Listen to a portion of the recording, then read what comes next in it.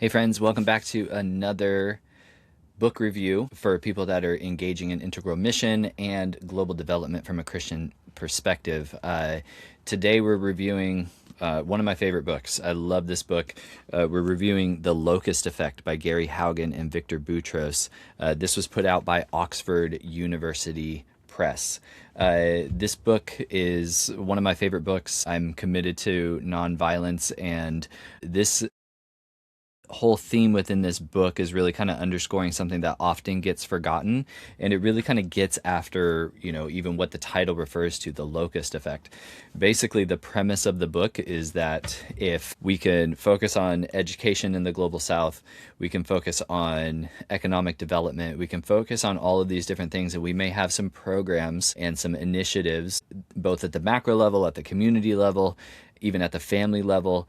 But if we are only doing those things and not addressing systemic violence in the community, ultimately that violence will actually wipe out everything, that was built. I think one of the things that you can see is even with people, widows that have their properties seized. We think about other examples of violence, from police, from other authorities, and so forth.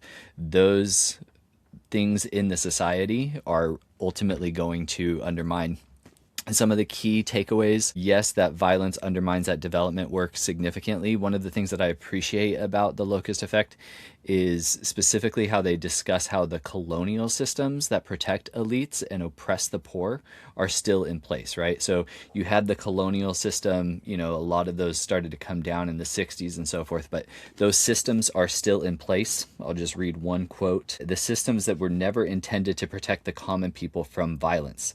They were intended to protect the colonial rulers from the common people. Moreover, we shouldn't be surprised today when those systems don't protect the common citizenry from violence, because those systems were never re-engineered to do so." It's basically like, hey, this is the system that's been created and this is what the system does.